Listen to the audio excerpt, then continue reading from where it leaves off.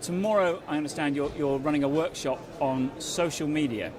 I understand that's sort of, to me, that seems to be one of the most neglected areas of the whole sort of cyber threat when risk managers and businesses look at the issues around cyber. Social media is often the one that's perhaps most overlooked. Can you sort of explain a little bit about the kind of things you'll be discussing at the workshop? Thank you very much, Mike. It's a pleasure to be here with you, and I'm very much looking forward to that workshop tomorrow, particularly with the new Ferma CEO, with Julia. Indeed. In principle, social media is what we call an intangible asset risk. It belongs definitely to one of the emerging risk classes. It's a risk which you can't just look into in an isolated way. You actually have to see this in a much broader perspective. Let me briefly outline why in a much broader perspective as well. We're living in a very commercialized world nowadays. A lot of data is being flowing through the internets. We see a lot of content which is online, and that automatically means a number of chain reactions. For instances, a lot of companies nowadays are using cloud computing. By using cloud computing, you automatically are creating what we call more app stores. The more app stores you're using, the more mobile you're going to go. The more mobile you're going to go, the more potentially you're outsourcing ultimately to work with different partners together at the end of the day. So when people talk about social media risks or cyber risks or what we call them intangible asset risks, you really need to look into the interchanges into each other, because if you make one decision on cloud, it impacts what you do on obviously on the app side, and it will impact automatically what you do on the malware side, for instances, or what you do on data breaches at the end of the day. So it's a very challenging approach. So tomorrow, we will talk primarily about what risks are out there at the end of the day, but also what are the opportunities outside these risks at the end for a company. What can go wrong, what can go right, what needs to be challenged, and what should be looked into from a risk management point of view and from an insurance point of view. And hopefully we'll find some solutions tomorrow too.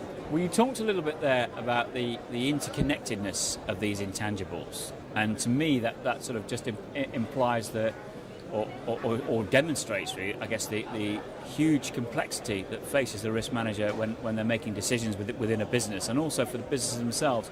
Do you think that there's enough understanding of how all these relationships work within the connectedness of these intangibles? In short, the answer is no. Yeah. And the answer is not just no from a risk management, insurance or broking point of view.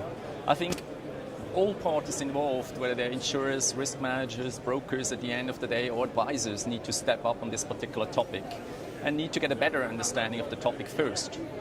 We tend, unfortunately, nowadays to put into priority very much often the product pitching approach. And products are an important point, and insurance is an important point. But with this type of risks, insurance is really only the cherry on the cake. Yeah. It's not the driver. The driver is to have a bespoke advice, first to understand, identify these risks, quantify these risks, treat the risk, and ultimately transfer it. And that means parties have to work much closer together, otherwise we will have short-term solutions. Or indeed looking to avoid the risk altogether. Correct, absolutely. Which is the ultimate solution, but practically impossible in the cyber world because of its very nature. By all means, I mean, one of the biggest challenges currently is actually cyber is an intangible risk. It's not a tangible risk. The value of companies is very much driven nowadays by intangibles, not by tangibles. 20 years ago, the main assets were, for most companies, buildings. Nowadays, the main assets are intellectual property. Yeah, data so is king. Data, content, trade secrets, trademarks. And we need to look at these type of risks rather than just thinking about the physical aspect of a risk. The other thing which is a challenge for many companies, particular brokers or insurers, is the understanding that if you have one particular product, it doesn't fit the purpose for the other one. What does that mean? A solution in the area of intangibles for a telecom requires totally different approach than it requires for a brewery. And it requires a totally different approach again for a utility company. Yeah. On the one side you have more the liability risks which are the focus, and on the other one it's the non-physical damage one. which has a much higher severity and a lower frequency than, for instance, the liability side. So everything has to be tailor-made for the individual client, because no two businesses face exactly the same problems, do they? Correct, and that's the biggest challenge we have at the moment. There are many people who are putting a lot of solutions or products on the market, but very often these products are not bespoke enough. They're not industry-driven. They are not specifically driven per region or specifically per country. Data directives around the world are not aligned, so you can't just try to copy one approach in Europe, for instance, into Asia. Asia is a very interesting, like Middle East, a very interesting area for us at the moment, because we see a lot of developments in these particular fields. Clients come to grips and say, we very much need to look into also liability risks going forward, on non-physical damage BI risks. Okay. Now, you mentioned Asia and the Middle East there, and I know that Ferma is just one of many stops on your international travel schedule.